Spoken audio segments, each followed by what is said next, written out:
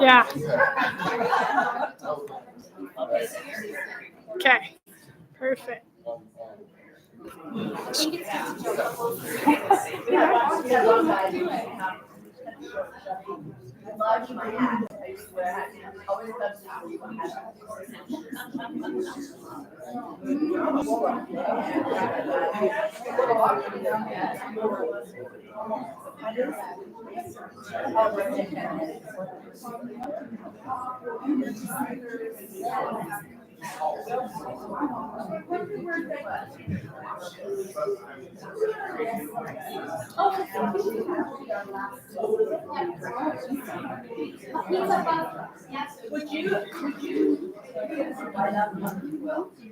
All right, welcome everyone. We're going to call it to order while you're eating here so we can get through some business and leave plenty of time for our awesome speakers today. Thank you so much for being here with the Republican Women. We love having you. We want to welcome, we have a lot of elected officials today, so we want to welcome you. Thank you for being here. We've got Rep. Brooks over here, Walt Brooks. We've got Rep. Colin Jack right there. As we skip to the tables, I know I saw them all coming in. Rep. Ewison, we missed you last time. We're glad you're here. And we've got Senator Owens. We've got Senator Ibsen. We've got Commissioner Iverson. We've got Mayor Billings here. Janine, Councilwoman Janine. I always forget because she's part of my board and she's awesome. She's just running around usually. So let's see, did I miss anyone else? Welcome, elected officials. And we have a couple of announcements. If you didn't get to sign the posters last time, the mats, we're doing Police Appreciation Week is coming up, and so we will be delivering those to all the different departments in the county. So be sure to sign a little thank you over there on that patriotic table if you didn't get a chance. And if you signed up to deliver to one of the departments, be sure to take your bag. Sharon can help you out with that after. Coming up, we've got a few events coming up. There's a dinner for young Republicans. So if you know any young Republicans, like 30 younger, we're trying to get them involved in the party. So there's a dinner this Saturday. Let us know. The Billings are hosting that. So make sure you invite any young Republicans that might be interested in that. And then we are also hosting we have our state convention coming up. So we're hosting a debate with the state party chair candidates. That's this coming Monday, May 5th, and that's at the Abbey Inn. 6 o'clock, come mingle for a little bit. We'll get started at 6:30 and have a good questionnaire with them. You can ask your questions of those chair candidates. We'll also stream it to our YouTube and Facebook if you can't make it, but share that around with any state delegates that you know. That'll be a great event. And then, let's see, state convention obviously is coming up on the 17th. So talk with your state delegates if you've got input or voting on leadership for the party, chair, vice chair, treasurer, secretary. So get with them. And I think that's all the events. Did I miss any events anyone has? If you're new with us, write your questions that you have today for Representative Lisonbee and Senator Owens on the card, and we'll try to get to some of those. Is our mic going out already? And then your volunteer hours, we might need batteries or something, we'll check. On the table, keep filling those out. We appreciate you doing that. If you didn't get a chance, you saw the raffle over there. That's going to go to our United We Pledge donations. So yeah, lots going on. I spit that out at you really fast, but thank you. We're going to go ahead and start with our prayer by our chaplain Sharon. And then we will have our Americanism by Lori, and she'll lead us in the pledge. And we'll go to that point.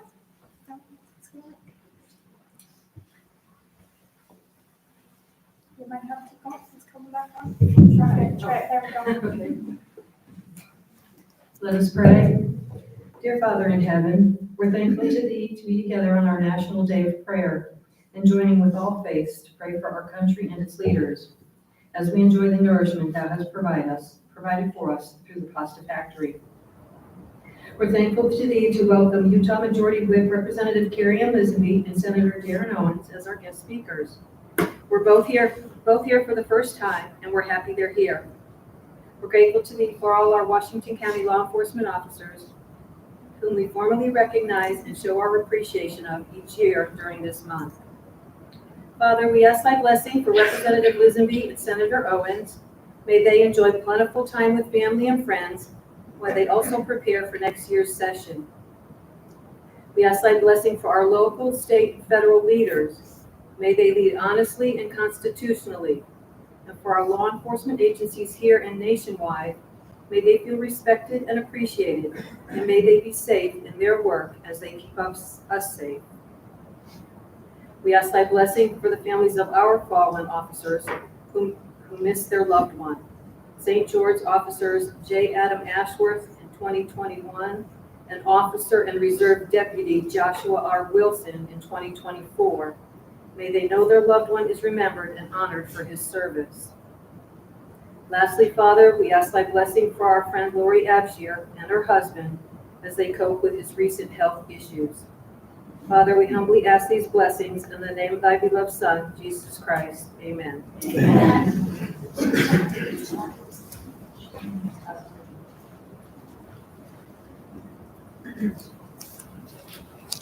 If I heard for a second, sorry, Today's Americanism is titled The First 100 Days of Trump. Tuesday marked the first 100 days of the second term of President Donald J. Trump. Following a sweeping and decisive victory on November 5th, 2024, America overwhelmingly re-elected President Trump as the 47th President of the United States of America. Since his inauguration on January 20th, the President has been moving at Trump speed to fulfill his campaign promises. As Commander-in-Chief, he's wasting no time reversing the devastating policies of the previous administration. He signed 36 executive orders in just the first week in office, and in the past few months has reached 142 EOs thus far. Contrary to what's being said in the legacy media, President Trump's approval rate remains high as he delivers on promises made, promises kept. His common sense policies, the mandate on which he was elected, are being assaulted every day by activist judges abusing their judicial power. These hurdles, however, only seem to energize a president who's determined to make America great again. In the first 100 days since being in office, our borders essentially closed. After 4 years of a steady stream of illegal crossers who've entered our country to the tune of millions of people, and the number may be much higher than we could even imagine. Crossings are down 99.9%, the lowest in history. Mass deportation effort, America's sovereignty is being restored. Other notable achievements, to name a few, would be designating April 2nd Liberation Day, fair and reciprocal trade by implementing tariffs on countries who've taken advantage of America for far too long. The rebuilding of our military with record recruitments. 1,700 miles of U.S. coastline has been renamed the Gulf of America. Pardoning all J6 political hostages. DOGE working tirelessly to identify billions of dollars in waste, fraud, and abuse. 75 hostages from around the world have been returned home, and the Lake and Riley Act was signed into law, assisting in detaining and holding accountable illegal criminals who cause bodily harm or death to American citizens. There are 2 genders recognized in this administration, male and female. And men are no longer permitted to compete against women in sports or invade their private spaces. The monumental changes taking place in the White House are historic and far too numerous to include in this short presentation, but one thing is certain. President Trump's doing exactly what he said he would do. He's ushering in the golden age of America by putting America first in every decision he makes on our behalf. So the greatest part of this is he's just getting started. Please join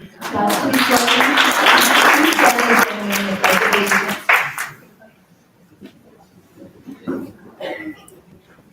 Allegiance to the flag of the United States of America and to the republic for which it stands, one nation under God, indivisible, with liberty and justice for all.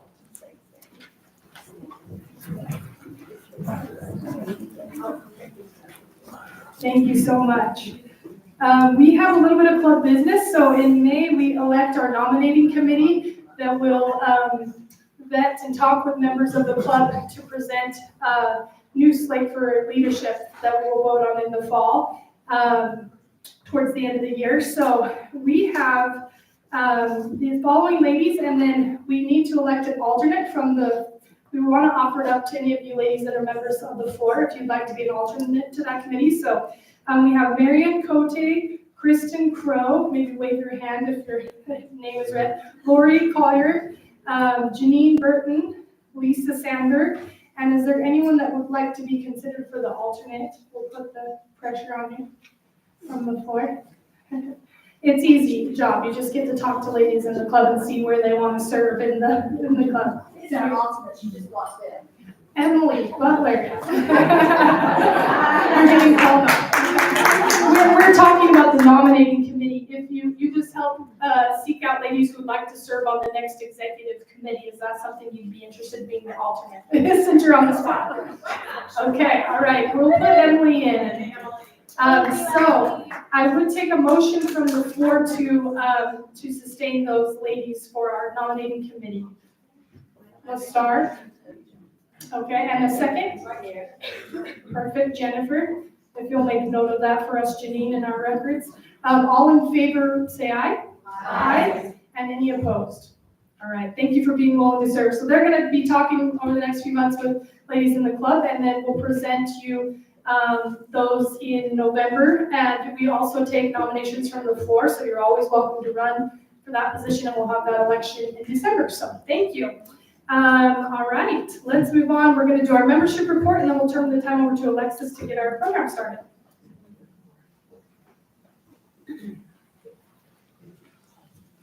So I want you to notice how brutal this position is between the two of us. So it's because we're membership.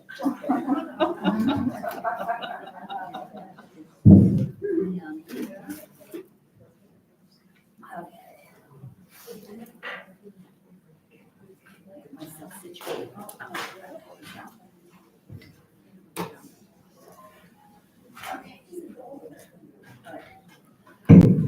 Okay, so membership reports. We've got 14 new members for 2025, 5 of whom we haven't recognized yet. So I'm going to recognize those people first. Lisa, but she's not here. She had to leave. Lisa Short. LC Corbin. Put your hand up and we'll run a badge to you.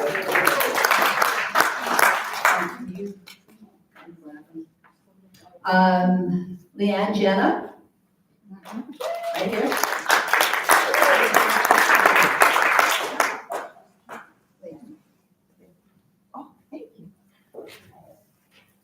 And then we have Paulette Plattis. Is Paulette here? She's coming. Okay, we'll put her back the next time. And then Cliff Hausman finally gets his badge.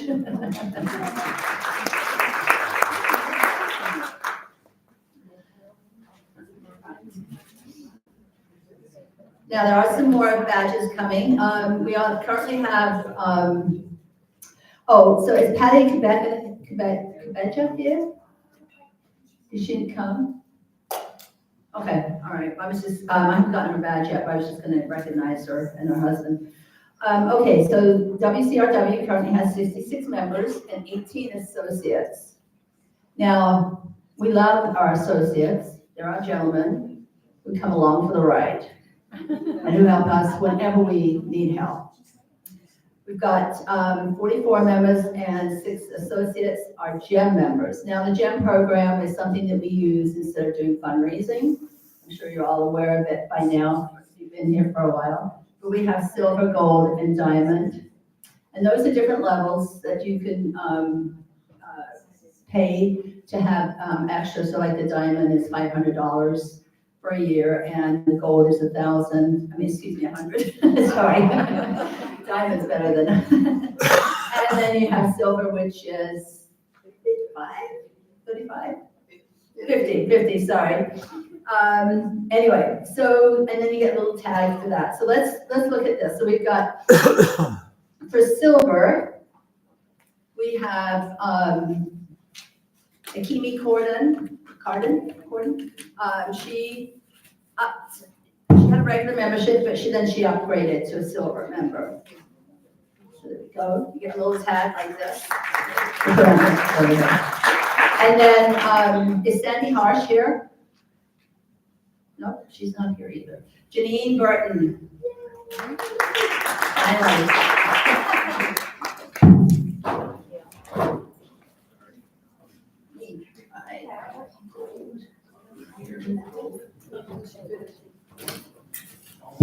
And then for gold membership, we've got Nanette Billings and Willie Billings. Lynn Milton. Right, Lynn.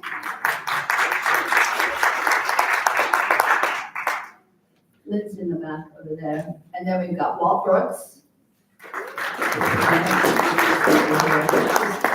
Back there. And I'll do Walt.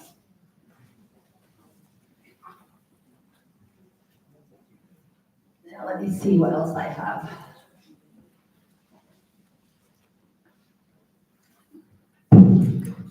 Sorry.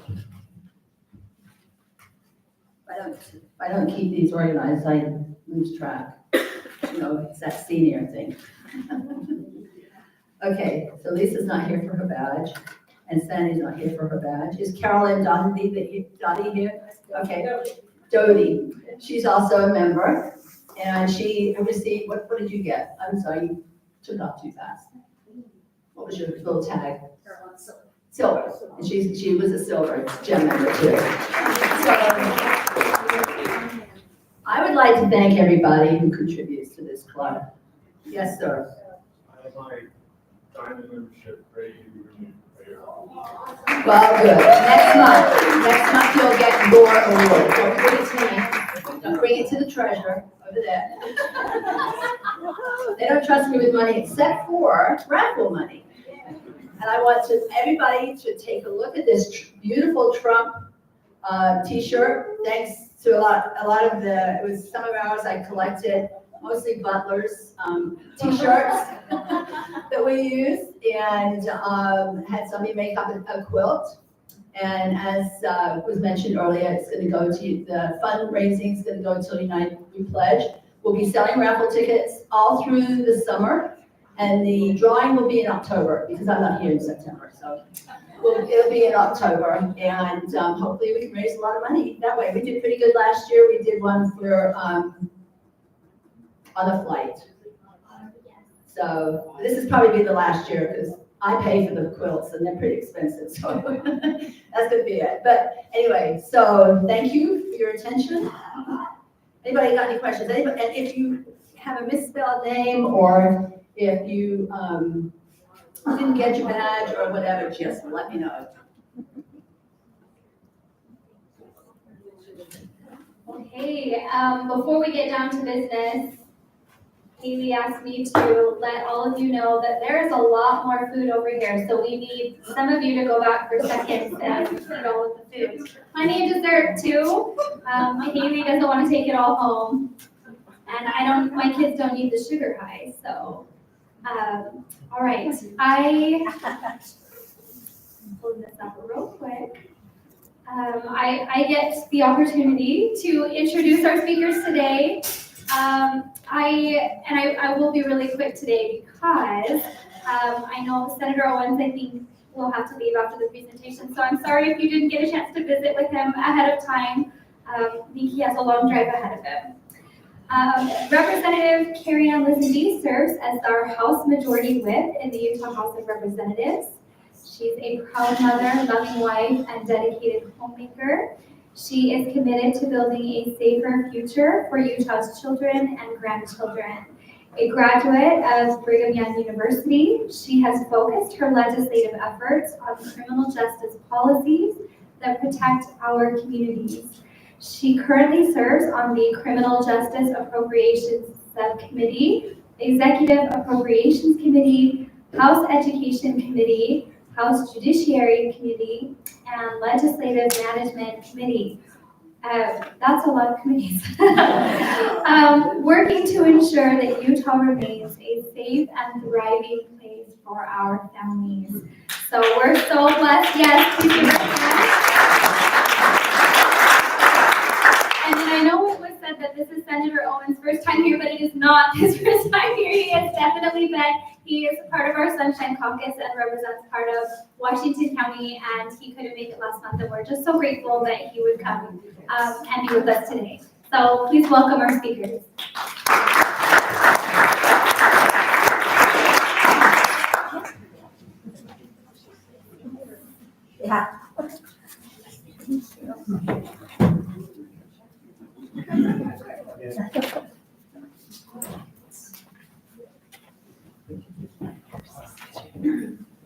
What a delight to be with you here in southern Utah. I got up early this morning and made the drive from Sanpete County. And I'm sorry I have to leave and get back to a graduation at Snow College this evening. So I look forward to, though, sitting in sometime in the future and getting to know each one of you. It was a treat to get to know our Trump hat back there. She and her husband are from California. Everyone has a story. And I'm honored to serve as the senator. You have 3 senators who represent Washington County now with the last redistricting. I serve the east side over Hurricane. My district wraps around. I have Hilldale. I actually have the St. George Airport is in my district. So I've been thrilled to work with the Sunshine Caucus. This area is blessed to have great leaders. You selected good, honest people to serve, and it's been a joy to work with them in the Senate.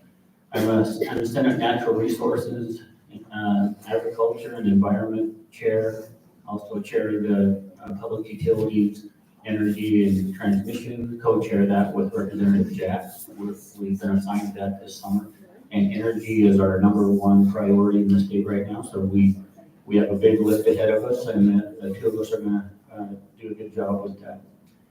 So many things are happening in the state, and you all have a lot to do with that. Serving in the legislature is a total honor. Thank you for the beautiful prayer, Chaplain. Thank you. That touched my heart. And I want all of you to know that we pray before we begin on the House and Senate floor of the state.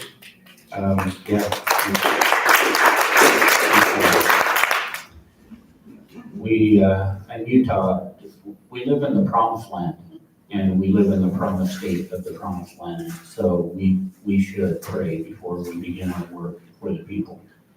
I'm one of 9 children, 8 out of 9 children. I grew up in the White Mountains of northern Arizona and New Mexico to Onset Sawmill. My dad was in the lumber business.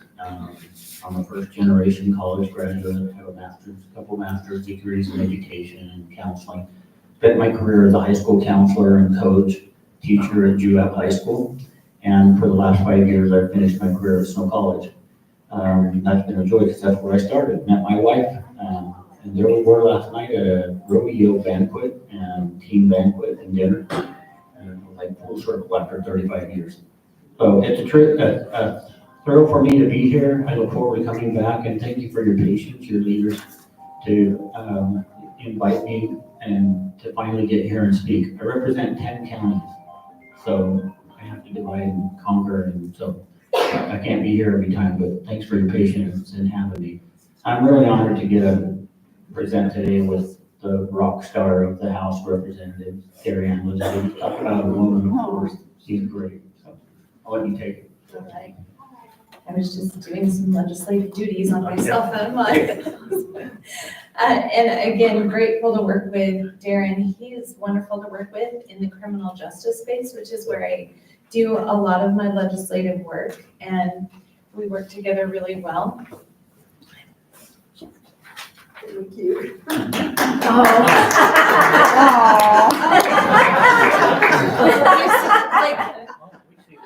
Yeah.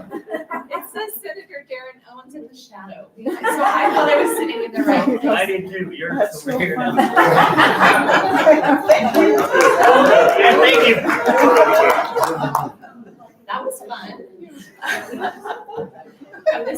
to be called a senator.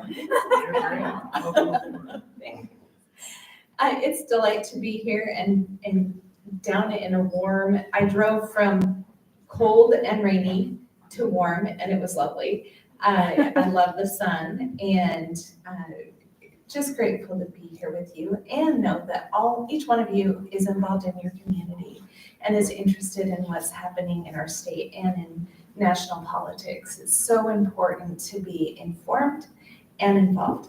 And so every time we have the opportunity to speak with a group of people who are informed and involved, I always learn a lot, and hopefully I bring some things to the table. So I think we'll just talk about some of the big rocks that we lifted this legislative session. One of them was another very large tax cut, including an increase in the exemption amount for Social Security tax. And I know that that's a big deal down in this area. And I can thank your Representative Brooks for being a huge force behind that. He has really pushed and made that one of his priorities in the legislature, and we appreciate his continued work on that, as well as Senator Ibsen and Senator Owens for sure, and all of our Sunshine Caucus members. I would like to be a Sunshine Caucus associate member. So even though I live up in Davis County. And then let's see, we did another child tax credit for young families. We tried to make their tax credits meaningful to every demographic in the state. And we think that's important. And also to highlight, not only have we passed significant tax cuts this year, we've done so every year for 5 years to the tune of almost $2 billion. And we actually passed a smaller budget this year than we did last year. So also shrinking the budget, which we think is important. I have our little flyers that we made to do our legislative highlights. These are our legislative highlights on education, but just a couple of talking points on education. We have doubled education funding in the last 10 years, doubled. I've been in the legislature for 9 years, and in all of those 9 years, we have extraordinarily increased education funding. We have also increased teacher pay to the point that we are in the top 5 of the nation instead of the bottom for teacher pay, starting teacher pay, and that's a huge accomplishment. And we did that, to be clear, in spite of the union.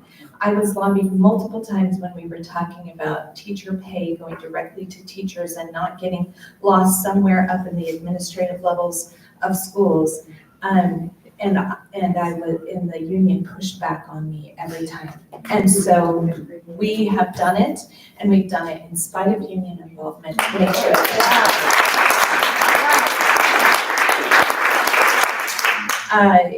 and then energy. And I think we should let Derrin talk a lot about that, but you saw that the governor had his nuclear summit this week. I was there. It was fascinating to learn a little bit more, but we also have our resident expert, Representative Jack, who is our energy director. And are grateful for him in the House. We couldn't do our energy policy without him. He is the brains behind all that we do in the House on energy. But I'm going to turn the time back over to Senator, who used to be Representative Owens, to talk about. I served with him in the House, so It was good. Yeah. It's a compliment to still be called a representative, and there is a Representative Owens, Doug That's Owens, true. he's in the other party, and it's Doug Owens and I'm Derrin Owens, so sometimes the D Owens, I get his mail, he gets mine, and it gets mixed up. Energy, our number one priority, and thankfully we do have a great energy engineer in Representative Jack. We have been working on this, something I've been passionate about for the past 5 years. We did something big this year, and finally it's taken steps to get there. But the Intermountain Power Plant, IPP, which is controlled by Los Angeles Department of Water and Power, we've been working to reel that in because California has dictated how we use our resources, and when that plant was built, It was built under the agreements that they would use Utah resources, which was coal. So the royalties from that coal mining helps our school children. And by the way, amazing work in education funding. And I totally wish the UEA could somehow quit making the legislature the boogeyman and work together with us so we could go to #1 in the country and not work against us and everything. Because they're doing some amazing things, and sometimes the legislature has to put teacher funding out there and prioritize it because it's not getting to the end of the road. Okay, got off my energy thing. But that's a dream, pipe dream, I guess. But that's a challenge, I think, also to the UEA to try to work together, because look what we could do. Anyway, I want to announce that after these years of work, IPP produces 1,900 megawatts of power. That's its capabilities. It's been shrunk down and pulled down because of the former administration, and President Obama declared war against coal and said he couldn't get rid of it, but he could definitely over-regulate it and kill the industry, and it's almost gone. But Utah should decide, we actually have enough coal to provide 100 years of energy, and you can burn it in clean ways now. In fact, in many ways, cleaner than natural gas. We have 100 years of coal, not for Utah. We could fuel the nation. That's how rich we are in resources in Utah. Why would we walk away from that when we can make it clean and usable? And I get criticized for that all the time.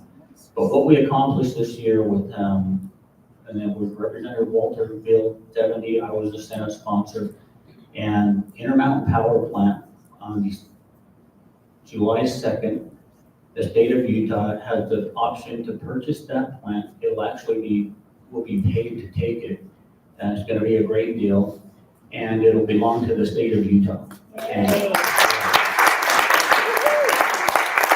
And we'll decide when we wind down the coal and how it will be, and that's a bridge to nuclear, and the nuclear summit was exciting to be there. There's so many great things that we can do.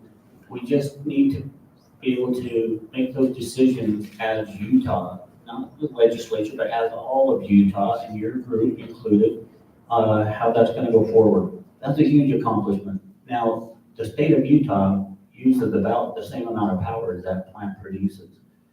But we are also incentivizing others, and other bills that have come, one from Representative Jack, has kind of set the framework.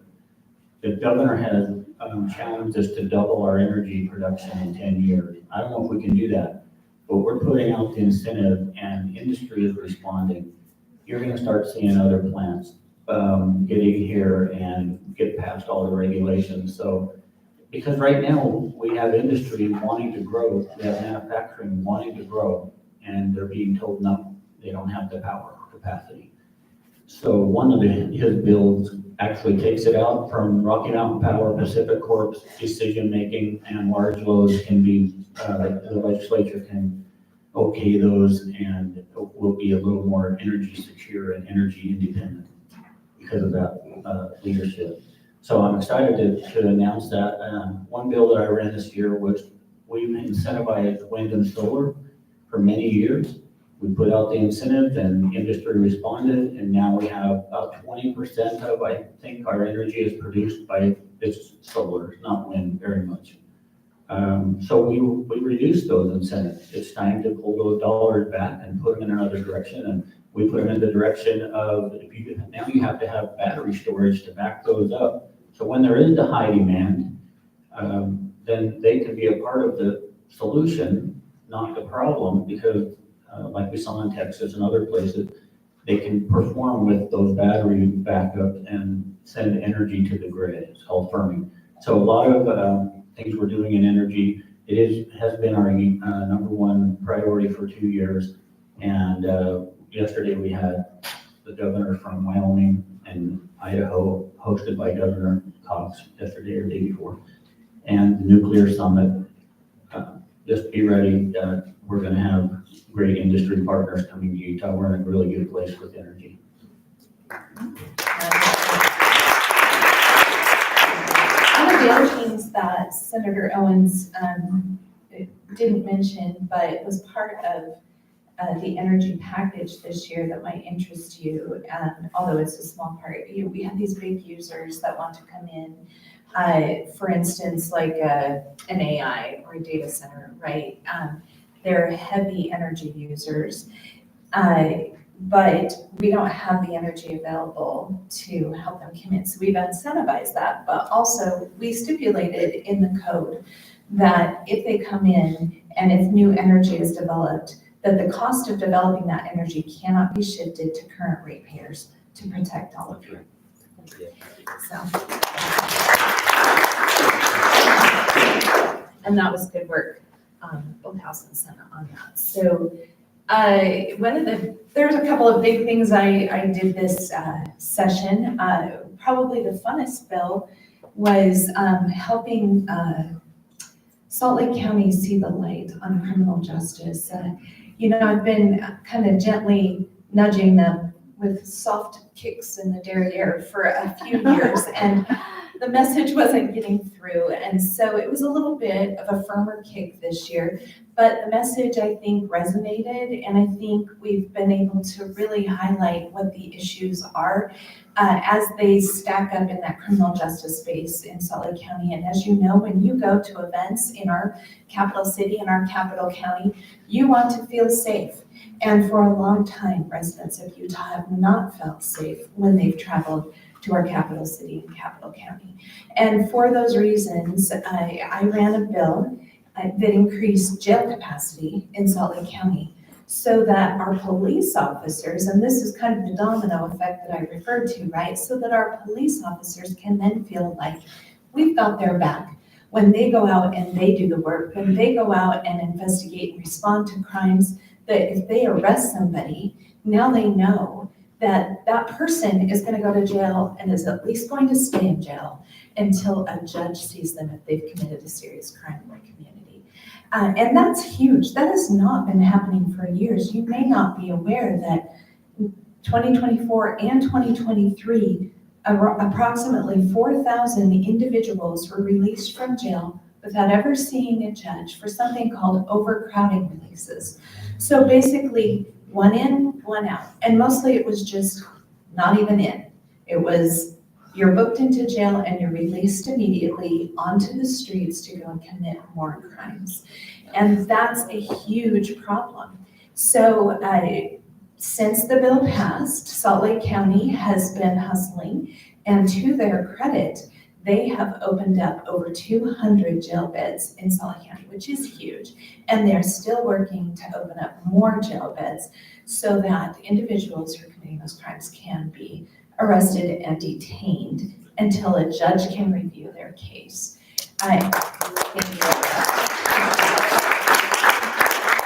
there was a companion bill that helped encourage our capital city to make a change in their leadership in their police force. So there was a change during the session where we saw Salt Lake City hire a new police chief, and we were sad and happy at the same time. It was one of those poignant moments when you realize that the state of Utah did really well in hiring Brian Redd to head up corrections, and he did a fantastic job. And we were paying huge amounts in overtime every year, and morale at our prisons were low because we just did not have the leadership that it took to really run corrections the way it needed to be run. Brian Redd came in, he cleaned it up, he got it on track, it was amazing, and now he has been stolen from us to go to Salt Lake City to lead Salt Lake City Police, PD, Police Department, which is exciting for the state. And we are grateful and happy that his deputy is now the new director of corrections and was able to work under his tutelage, and we will continue to see great things in corrections and now great things in Salt Lake City and Salt Lake County. So that was some big work we did there in the criminal justice space. And I wanted to highlight. Can I speak to that? Yeah. Your work, there's not very many people you can sit by and say, we spent time in prison together. I know work, some science. we work on the criminal justice space. And 4 or 5 years ago, when we moved into a brand new prison, within the first 6 months, we had 7 assaults on our officers. And we were down 200 or 300 employees. You talk about the spending of overtime that was costing the taxpayer. It was millions. And we just had an issue. So the legislature ponied up, got support, found Director Red, Jared Garcia, now the new director. And Utah is the only state in the nation where, after all of that work and years going forward, not the legislature, it's just a good work of good people. And we're the only state that can say our corrections department Gunnison is 100% staffed. Salt Lake City's the Salt Lake prison's 90%. We're almost there, because that just shows you the work of good leadership. We put funding there. Now it's a career that can support a family.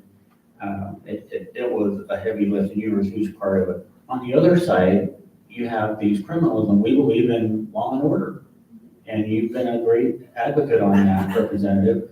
On the backside, when we have them in prison and they have a sentence, their sentence is time away from society.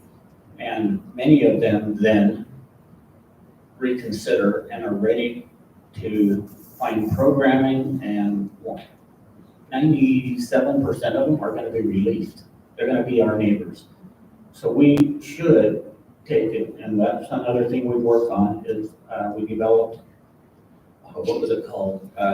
The reentry program, so that they don't just get released. They get released with some support and have adult probation and parole behind them, and they have a driver's license, and we try to find them a job with industry partners and housing, so they don't just go to their buddy's couch and get right back into the criminal justice system and caught. And you've been a huge advocate in kicking some butt a little along the way, but now look at that Salt Lake City hired Brian Red. Wow. Right now. It's incredible. And likewise, I mean, Senator Owens has been right there with me the whole time. And the reentry piece is huge. And then the way that we're handling homelessness now, the huge shifts that we've made in how we address homelessness policy is also affecting that. And I think some of the programming in the prison is just so amazing to help these individuals develop pro-social behaviors and attitudes that they can bring back out into society, and it helps them assimilate better, more easily. We've also funded halfway houses, and so we have tried to be thoughtful about the before, the in-between, and the after in addressing criminal activity in our state, making sure that we are lowering recidivism, and hopefully not allowing criminals to create more and more victims in the community.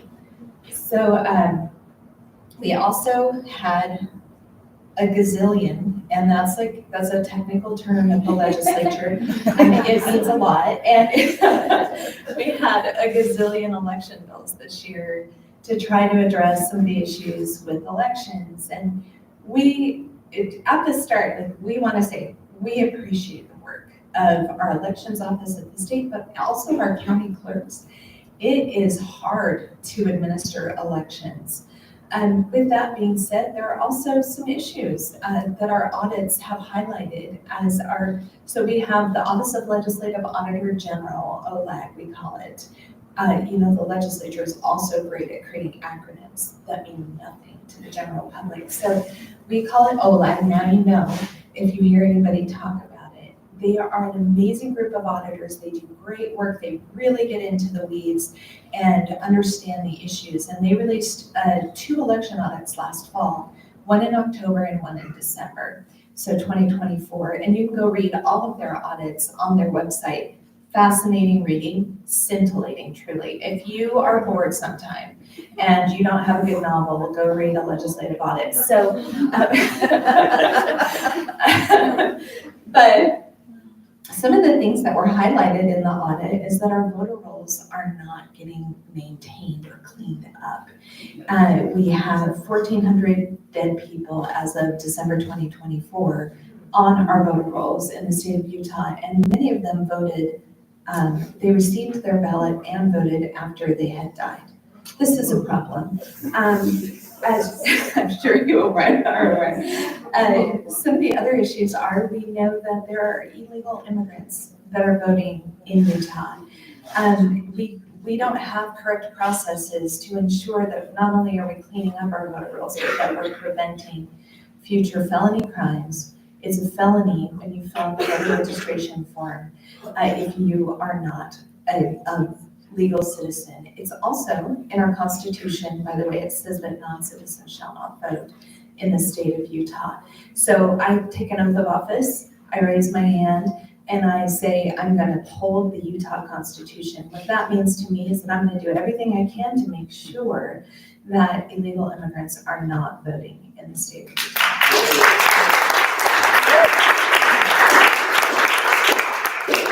And to that, and law enforcement, we have a champion in the room who just goes under the radar, but he's been huge in funding. Is that me? Oh.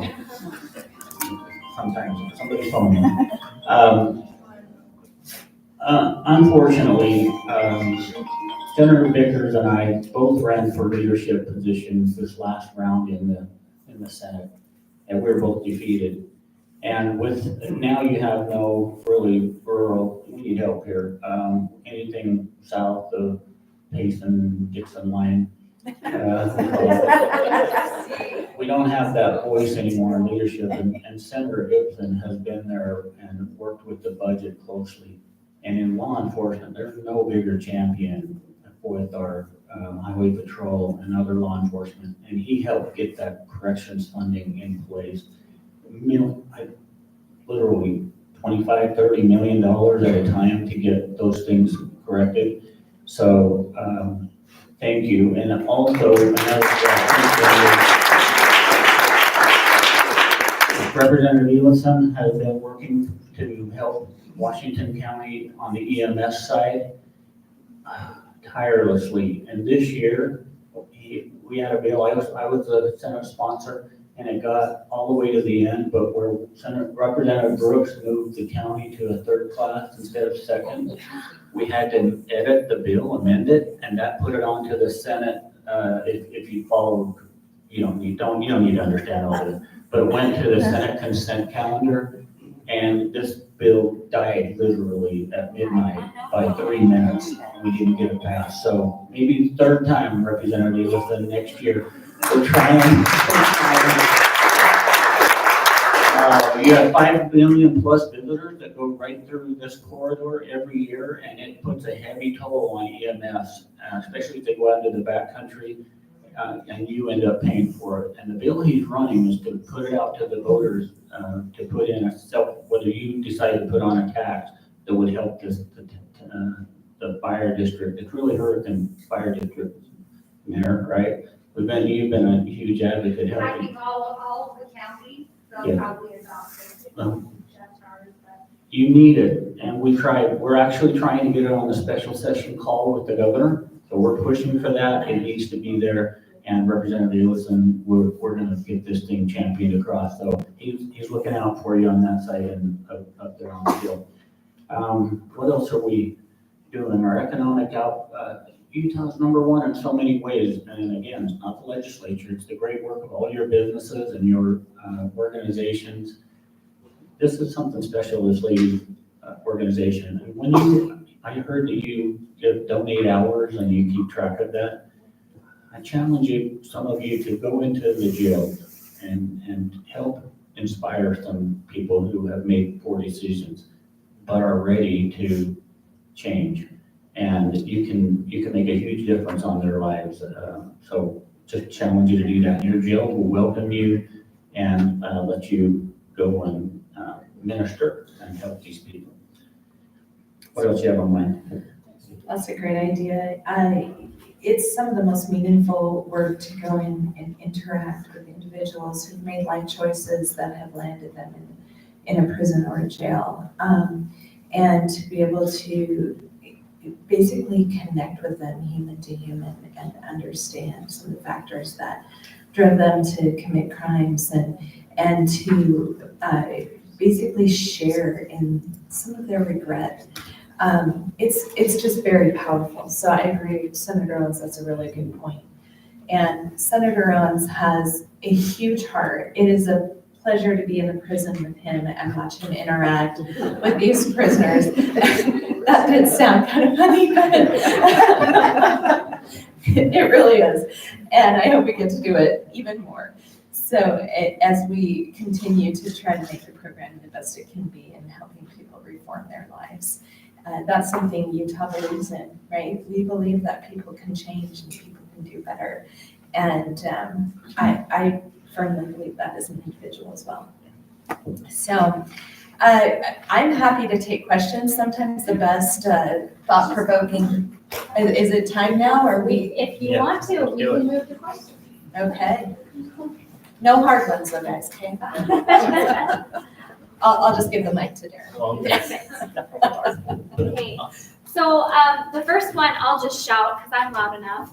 I actually was curious about whatever happened with Constitutional Amendment D. Can we get an update what moving forward on trying to protect our state from initiatives? Yeah. Do you want to do that? Go for it. Okay. So who here is not aware of Amendment D?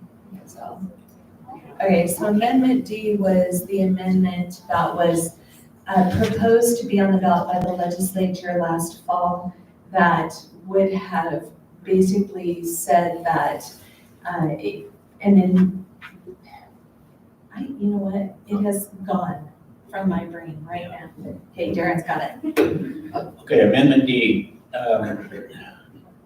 I have to make sure the record's straight. The legislature loves public input and the initiative that passed from the public. However, when that initiative is written, it can't be adjusted. So, and here's an example. When the initiative was written for cannabis and whether Utah was going to have medical cannabis, and the champion of that, who nobody could talk better about it than Senator Vickers back here, a pharmacist who dreads the day that he ended up taking the lead on this, but he's our state champion on medical cannabis. For 2 days, because the initiative passed, which by less than 0.5%, the initiative passed, which made Utah now had marijuana was legal. For a couple of days, full recreation marijuana was legal in the state of Utah. Did you know that? We called a special session, and Senator Vickers had the law he'd been working on to make it a medical cannabis only. He adjusted the initiative, and the people who wrote the initiative, they were on board. They wanted this. They didn't want full recreation marijuana, but that's how it was. So if the legislature doesn't have the opportunity to tweak things and make it adjust and fit into our law, and now the state of Utah, thanks to his work, is one of the top. People look here all the time and come to see how does your law work, because we were told also it's going to be 2 or 3 years and then it's going to be full recreation just like every other state has. No, it's not. So medical cannabis works for a lot of people, and the laws are strict. But back to the initiative, had the legislature not been able to adjust that to fit our law, we'd be full recreation. What kind of state would we be? Serious. So now what that amendment was to say the legislature should. We had a judge who said the legislature can't adjust any initiative. 0. So if that was the case, we already had like a list of 20 initiatives coming in from outside foreign money, other states to put in abortion initiatives and everything else that they wanted to start running the state by initiatives. How does that work out in California back there? Yeah, thumbs down. Ask Colorado how it works. If we run just strictly by initiative, first, you don't need a legislature, and it's just going to sway back and forth. So that's what the initiative, I'm not capturing all of it, but initiative D was about that. Maybe you can highlight. and yes, thank you, Derrin, that was a really good background. A couple of more just historical items. So referendum have been around. Referendum is the people's veto, right? The legislature, you've elected us to go and make laws. If we do something you don't like, you have the power to check us. That's a good thing, and I support referendums wholeheartedly. Referendums have been around since before the founding of our nation. There were some towns and municipalities that were in existence in the East before we were a nation that had referendum statutes within their town ordinance. So yes, we support that. The thing that's hard is the initiative process, right? This was the brainchild of a progressive around the turn of the century, around the early 1900s. And actually, Utah was interestingly, Utah was kind of an early adopter of creating an initiative process, but there was no process in statute to actually implement it because the legislature was a little leery of it. So it took, I think, 15 years for any statute to appear that would kind of operationalize initiatives in the state of Utah. And I think the first initiative passed in like 1950. And the bill was drafted before 1900 that created the initiative process here in Utah. So quite a time span. And the initiative, the medical marijuana, but that was the year 2018 that we had 3 initiatives. We had medical marijuana, we had the Better Boundaries, and then we had, what was the last one? Okay, tax. Medicaid. Medicaid expansion. Thank you, Senator Vickers. So we had those 3, and I went and did the math because I was interested, right? Because in the legislature, we need at least 50% of our members in order to pass a law that is then incumbent on all of you to follow. And by that, we mean 50% of our members, not 50% of members present or members voting, right? We have to have 38 and 15 in order to get something passed. But those 3 initiatives that then created law that all of us have to pass were passed by less than 35% of the registered voters in the state of Utah. Less than 35%. When you take voter turnout and you do the math on how many people voted for those initiatives. So that's a huge problem. And so that's a way to become like California. That's what California does. They create laws by initiative, and it is not good. So that was a really long answer, but hopefully that's explanatory. And Alexis, you were amazing in that fight. Oh, thank you. This one was asked by quite a few people. What's the next step for Utah Fits All? What can we do to help fight the UEA and them pushing back on this legislation? How can we help?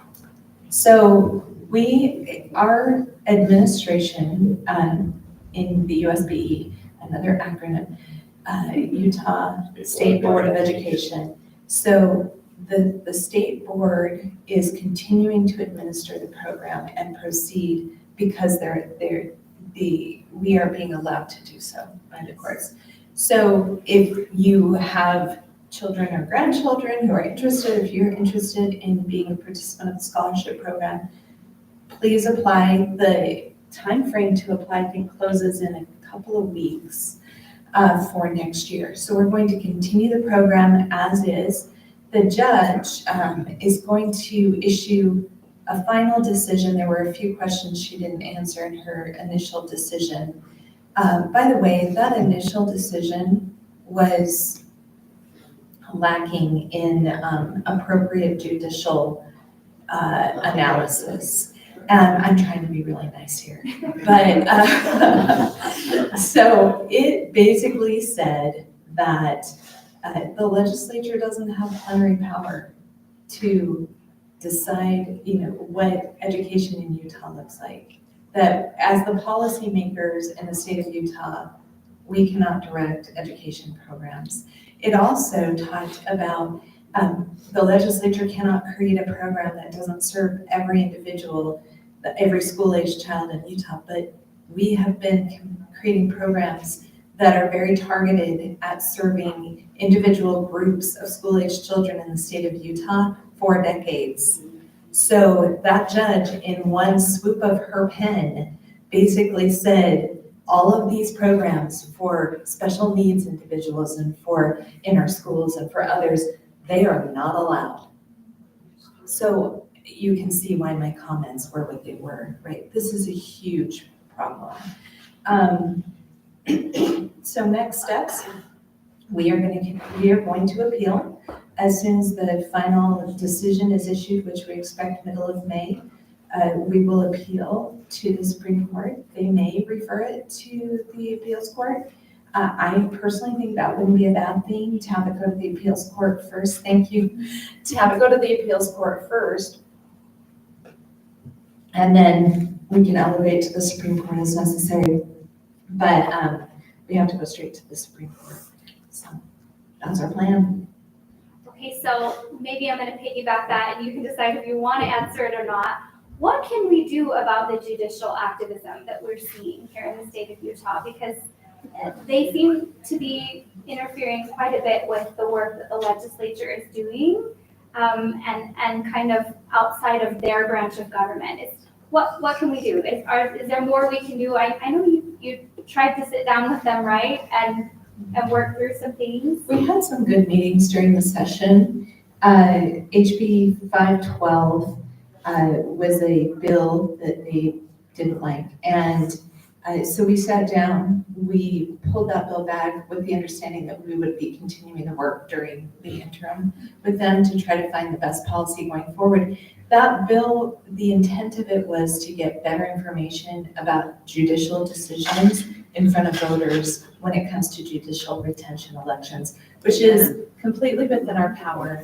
In the Constitution, we are tasked with how we administer and the process for judicial retention elections in the state. So it's very important that that's the number one thing that I get asked when it's election time. I get texts, hey, how should I vote on these judges, right? And the argument is, well, we have JPEG. Well, we do have JPEG. But clearly the information that voters are getting from JPEG is not, they don't feel as pertinent to them. So we will continue to work on that through the interim. And we passed several significant bills that we feel will help us get to a better spot as we work to collaborate amongst the branches. One thing historically that's interesting, there's some talk in the media about how all three branches of government are co-equal.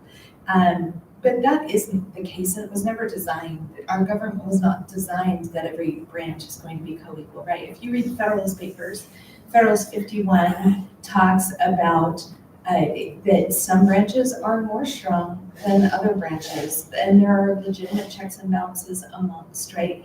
And as we had conversations with the judiciary, they did concede that the judiciary is the weakest branch of all three branches, and that's by design. The legislature is tasked with a long list of things in our Constitution that we are to do around the judiciary. So we have the duty and the authority to work with the judiciary to make sure that the judiciary is responsive not only to the public, but utilizing taxpayer dollars appropriately.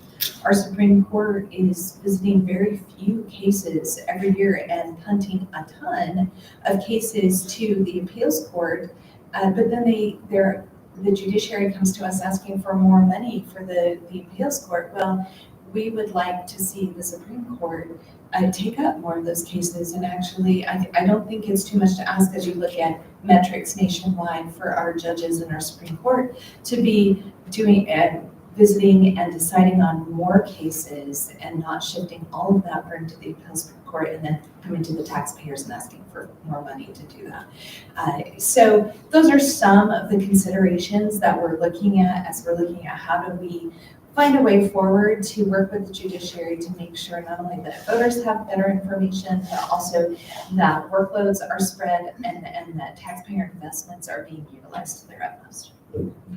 One thing to help also on that answer that each of you could do, when the judges come forward, once the governor, they go through a vetting process, once the governor appoints them, there is a process of public input. And we sat on, as all senators sat on some confirmation hearings, and so this past year, something you wouldn't know, but that you could do, there was a judge appointed, and I had constituents reach out and said, whoa, that there's some background here that was not revealed. So I went, and it was serious allegations, like, okay, are you gonna back this up? Because you have an opportunity to come and speak in front of this confirmation hearing. So I was able to get in touch with the governor and said, are you aware of these allegations? He said, no, that I asked if there would be anything that would be embarrassing if you went through the confirmation, and was told there's nothing in my background. So it got back to the committee, and before the confirmation hearing, this was a family member who had had some disputes. This judge had threatened to kill him just 6 months earlier. Went to the house, got into an altercation. Anyway, this family, like all of you, could come forward, and they said, we are gonna come to the hearing and share what we know. There was a couple of different things. And a couple of different things. There were a couple of different constituents who called on different matters.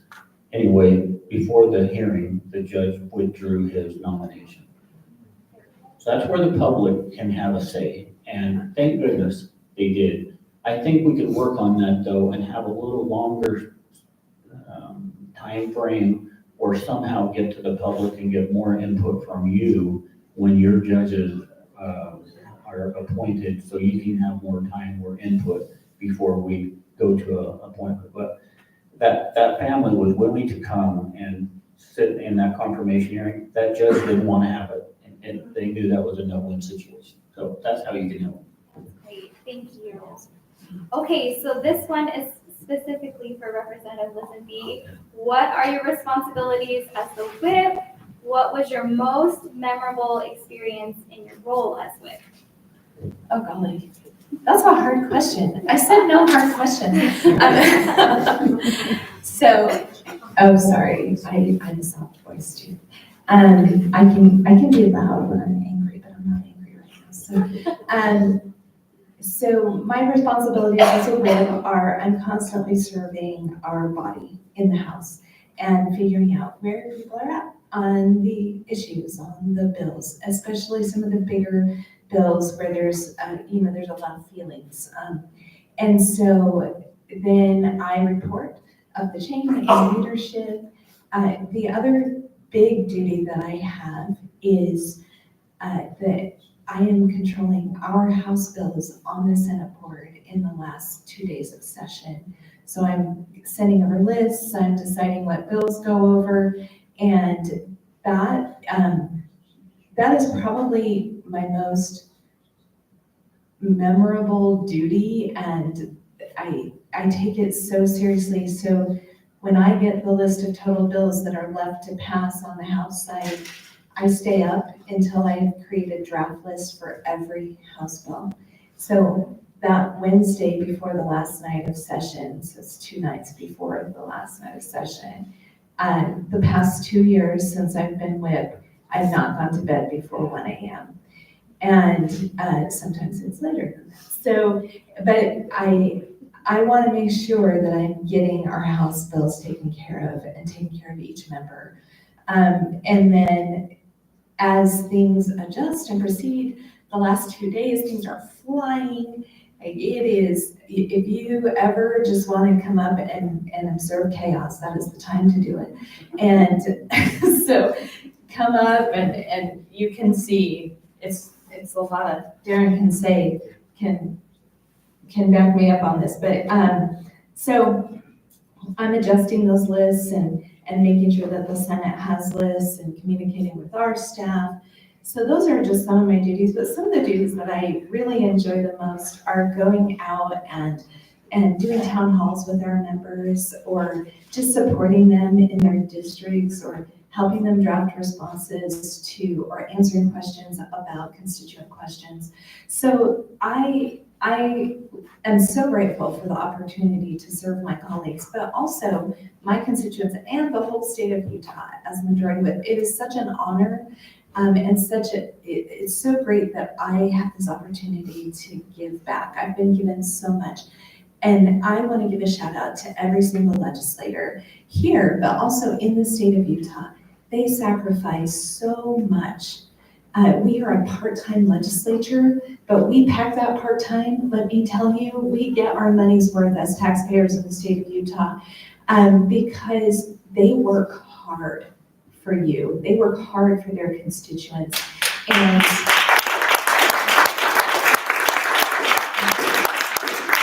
they are good people. You know, we may disagree on policy sometimes, but these are good-hearted people who are up there for the right reasons. And so I'm super grateful that I have the opportunity to work with them and also for them. Okay, we'll end with one more question because I love this question. Just tell us what made you want to serve in the legislature, or maybe what keeps you serving, whatever you want to answer. Okay, that's a great question. We all can answer this. Why are you here today? There's a reason. For me, I had never had any thoughts of being in politics. People came to me, I was just trying to live my life and be a good person and a school counselor and a coach, and I was having a great time. And some friends came and said, there's an opening coming and we want to get behind you. I don't even know what they do. I'm probably like you guys, and it is a whirlwind, especially the last week. It's an amazing system, though, that the founding fathers came up with, that it is chaotic, but within the bounds, it comes out to good policy. And guess what? If a bill doesn't make it, and like we had the Representative Wilson's bill died on the consent calendar, there's next year. And we'll hopefully we get that one on the special session. But for me, I said, well, I can't just decide it. I had to really go do some soul searching, and I had just become a grandfather. And it just changed me. I was like, oh, I have to serve. If I have an opportunity here, I have to serve. For me, I said, if I put my name in the hat, though, I'm gonna go to win. And so, and it turned out I did it in the special election by 2 votes. But I won and be a 15-year county commissioner to get into the House of Representatives. What's it like? I used to ride bulls, and I did not, I don't know why, but it was exhilarating. And when you put your hand in the rope and you're strapped to a 1,500, 2,000 pound bull, just before they open the gate, that feeling is the last week of the session. And it's shaking. You don't know what's gonna happen, you get hang on. Yeah, that's what it would do. That's how it feels. And I literally at the last, when I get home on the weekend, my wife's like, why are you shaking? Okay, I love that. I need that recorded. That needs to be like a reel everywhere. We got it. Yeah, make that a reel, because that was amazing, and it's true. So yes, after the session, I took a 24-hour nap. That is unusual. Like I'm a pretty hard worker and I don't sleep a lot. I probably have ADHD. I don't know. I go.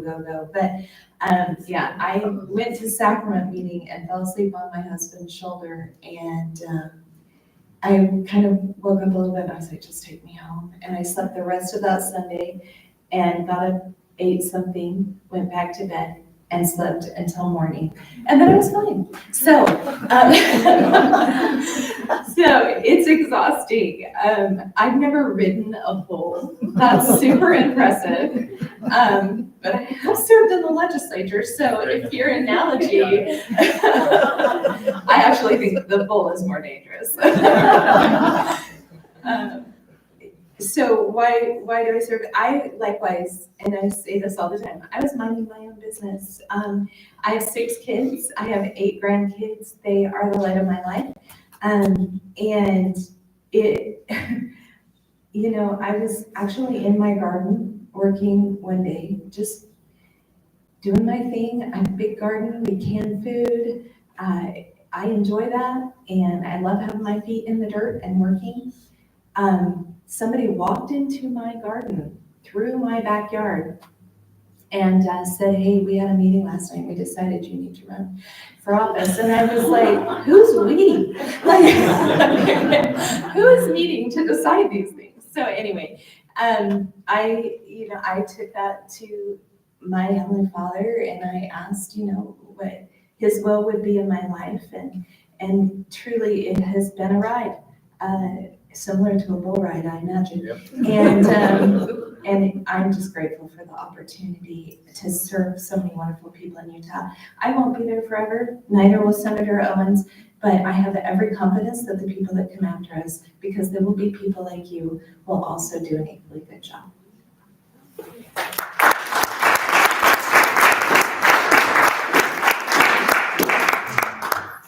Thank you. They both have traveled far distances to be with us. We've been blessed to have you guys down here. Thank you. I know they have a lot of influence. It's good to get to know our majority whip leader a little better because she's very influential up there.